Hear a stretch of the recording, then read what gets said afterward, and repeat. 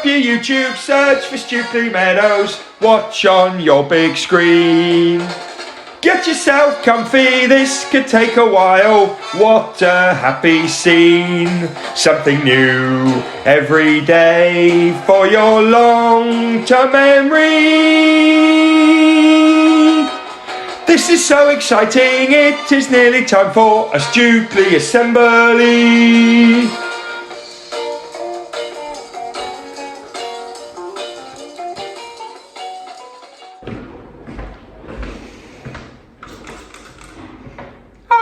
Good morning everyone, and welcome to our Wednesday reading assembly. For each other we, every day we, to improve we, together we will.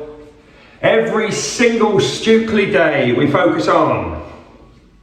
Our Stukeley motto is, our Stukeley curriculum is, and 4 words that make the magic happen. Yes, that is correct. Right, welcome to Wednesday. We're right back on the reading assemblies, and that makes me very happy indeed. If you have a look up here, you will see that this is the plan for the reading assemblies, and this will probably be the plan for the next few weeks. We'll talk about authors and reading. We'll then get stuck into a book. Then we're going to have Cheer, Boo, Song or Silence back by popular demand every single week. And when we have our most important 60 seconds, that will probably be to do with reading. So keep a track on that and let's go for it. Okay, authors. Authors are people, very, very talented, very skilled people who write books, and then those books get published, made into proper bits of writing that are in real books or on the internet or in blogs, etc. Now, last year we read a lot of Charles Dickens. We also read a little bit of Jane Austen. I wasn't so keen on the Jane Austen, but I really enjoyed the Charles Dickens. So, teachers or families at home, please can you pause the video in a moment, and I want the children to tell you as much as they can about Charles Dickens. Off we go. Okay, I'm not going to drag this out. I'm now going to show you everything we should know about Charles Dickens, and we've organised it in a really clear way to hopefully help you remember something that I think is really worth remembering.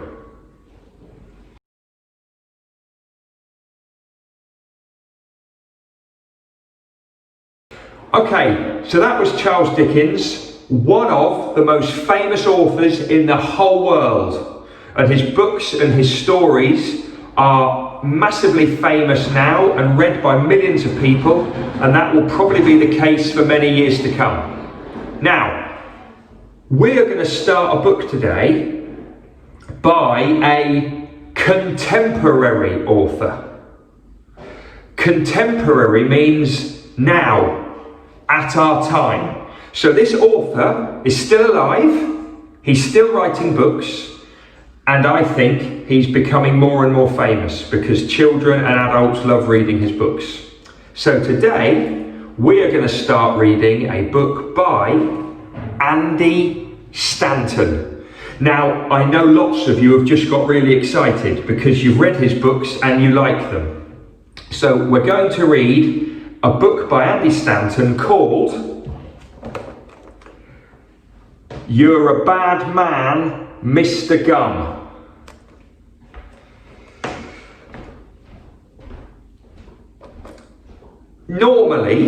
Usually, I don't enjoy books that are very silly or have lots of silly jokes in or have rude words in that just make you laugh all the time. I'm going to say something quite controversial here. I don't really enjoy the David Walliams books. I think there's too much trying to be funny in there. And there are other books by authors that I think are trying too hard to be funny and to be silly. This book, this author, uses lots of clever language, lots of clever words, and it does make me laugh, but I don't think he's trying too hard to be funny. It's quite dry humour. Anyway, we're going to read this book. Enjoy, listen. If you know the book, try and enjoy it second or third time. I will try and show you some of the pictures as well. But we're now going to start off our brand new author, Andy Stanton, with You're a Bad Man, Mr. Gum.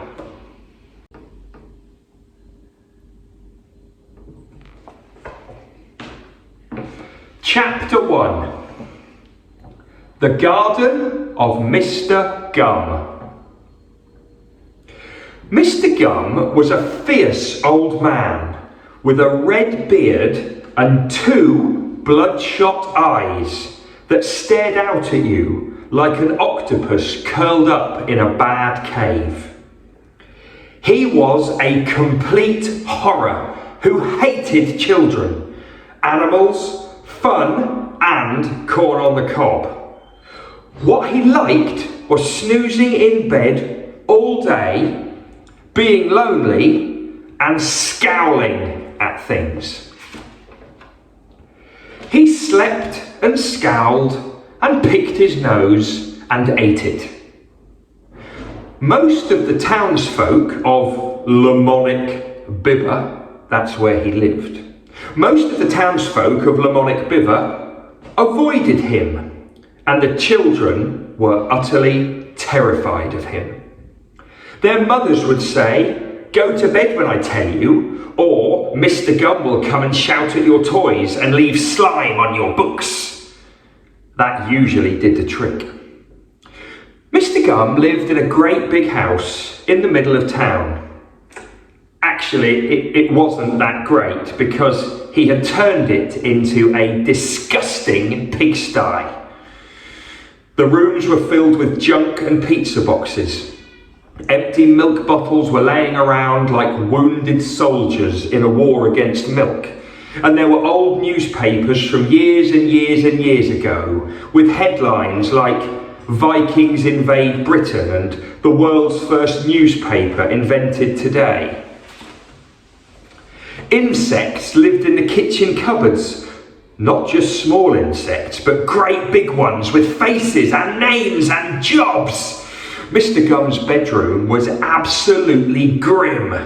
The wardrobe contained so much mould and old cheese that there was hardly any room for his moth-eaten clothes, and the bed, well, the bed was never made. I don't mean that the duvet wasn't put back on properly. I mean, he'd never made the actual bed. Mr. Gum hadn't bothered to assemble it or build it. He just chucked all the bits of wood on the floor and put a mattress on the top. There was broken glass in the windows, and the carpet was the same colour as unhappiness, and it smelt like a toilet. Anyway, I could be here all day going on about Mr. Gum's house, but I think you've got the idea. Mr. Gum was an absolute laser. That means a lazy person, who couldn't be bothered with niceness and tidying and brushing his teeth, or anybody's teeth for that matter. But, and as you can see, it's a big but, he was always extremely careful to keep his garden tidy. In fact, Mr. Gum kept his garden so tidy that it was the prettiest, greeniest, floweriest, gardeniest garden in the whole of Lamonic Bibber. This is how amazing it was. Think of a number between 1 and 10. Multiply that number by 5. Add on 350. Take away 11. Throw all those numbers away. And now think of an amazing garden. Whatever number you started with, you should now be thinking of an amazing garden. And that is how amazing Mr. Gum's garden was. In spring, it was bursting with crocuses and daffodils.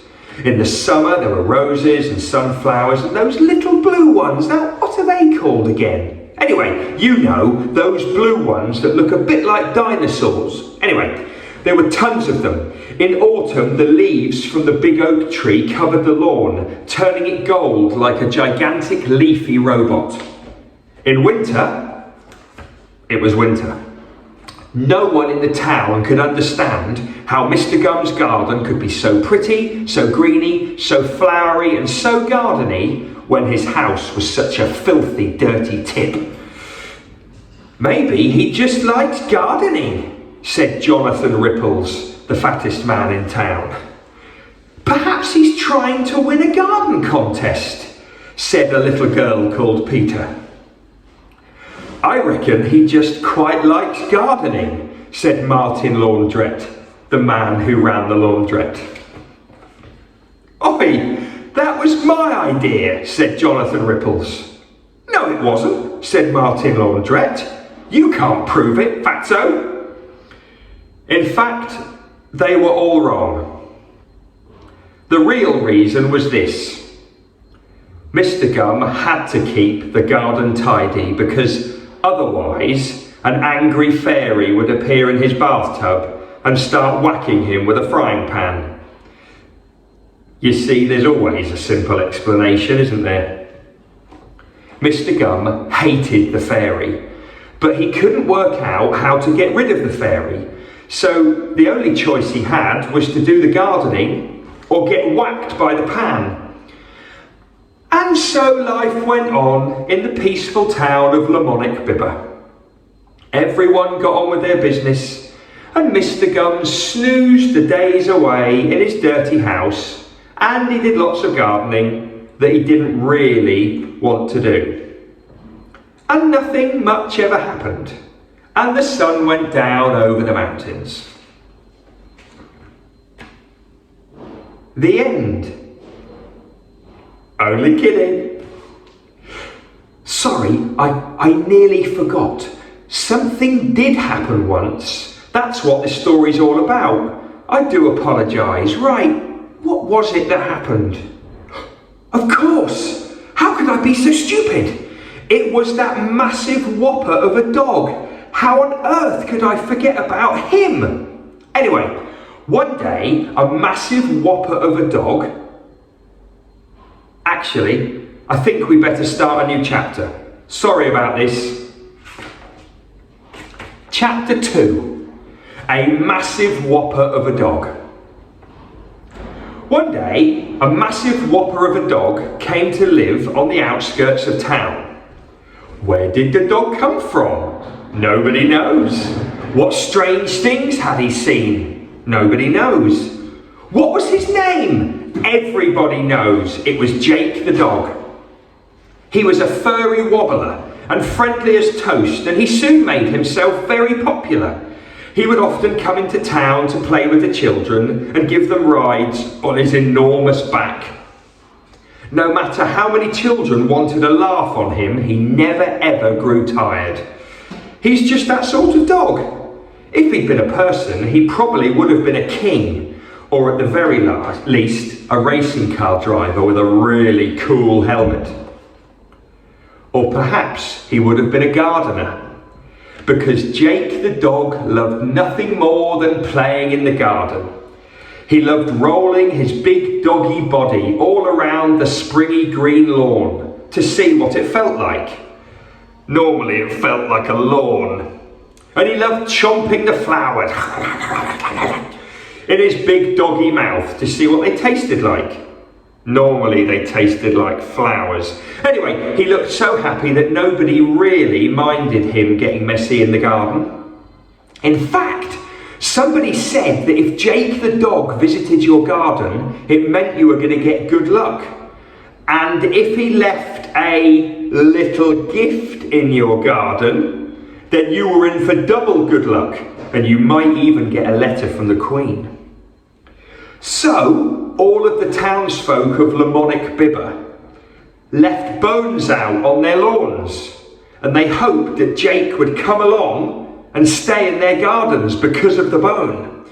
Sometimes it worked and sometimes it didn't work. Mostly, Jake the dog played wherever he liked. He was a free spirit. Like Robin Hood, or the Man on the Moon, or, I don't know, something else. He was just a dog after all. All summer long, Jake played and everything was fine until the last day of summer,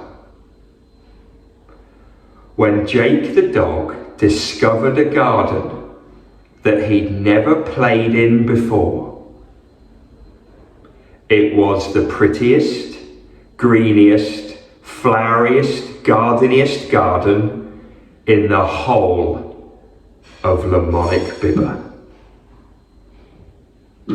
Now, that is kind of the end of chapter 2 and a bit. We're not on chapter 3 yet, but we're going to finish there. We'll talk about what we've read at the start of next week's assembly.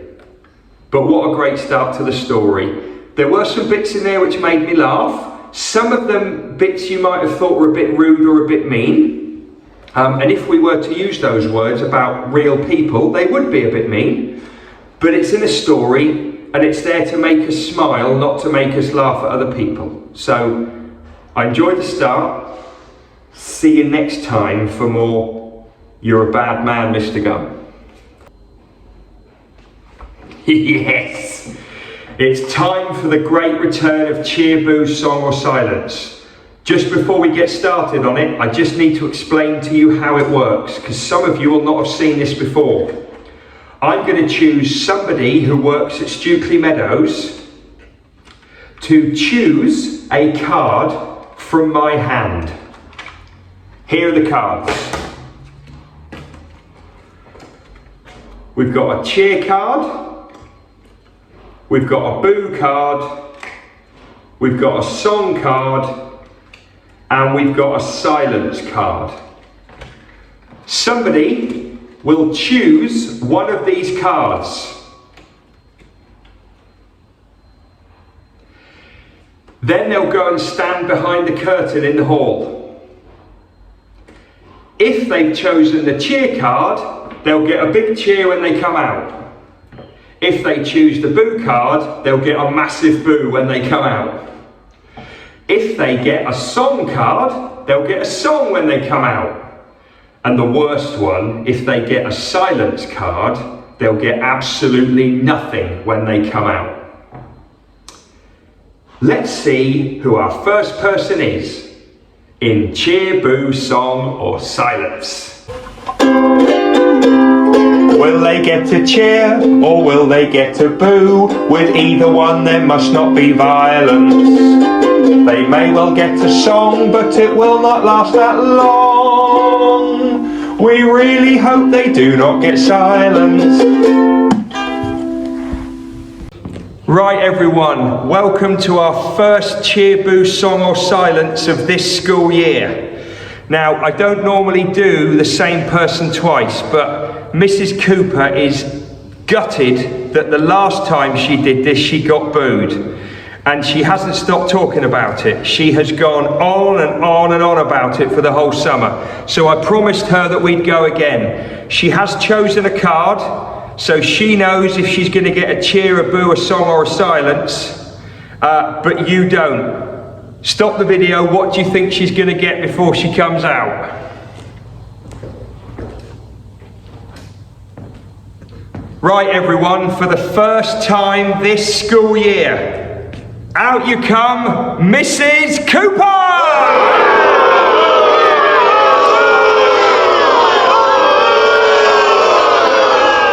I'm so sorry.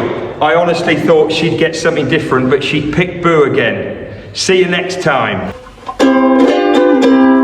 Will they get to cheer or will they get to boo? With either one there must not be violence. They may well get a song, but it will not last that long. We really hope they do not get silence. Keep watching next week to see who will be next in Cheer, Boo, Song or Silence. Okay, a few shout outs now before we go into MISS time, which is the most important 60 seconds. big Stukeley shout out to Josh and Sophie's nanny pa. Josh is in year 5, Sophie's in year 2. Their nanny pa watches every assembly that we do. And she loves this one because she's a massive reading fan. She's got real books, she's got a Kindle, and she reads more books than anybody I know in the whole world. So a big shout out to her. I'm not sure if she's read any Andy Stanton, but I'm going to bet a lot of money that she'll be downloading it on her Kindle or buying it from a bookshop because she loves this assembly. So big shout out to her, and I know she loves hearing about what we're doing at Stukeley. Also a big Stukeley shout out to Mr. Barron. Now, Mr. Barron is our Chair of Governors. We have Mr. Barron and Mr. Henson who do that job together. Mr. Barron is a computer expert. He's an internet expert, and he does our website for us, and he's just given me lots of great ideas for how we can use YouTube better. So keep watching our assemblies, and they'll change a little bit and become better and more exciting. But a big thank you to Mr. Barron because he's helping me do all of that in his own time. He doesn't get paid for any of it, but he's giving me his expertise to make things get better, to make our best get better.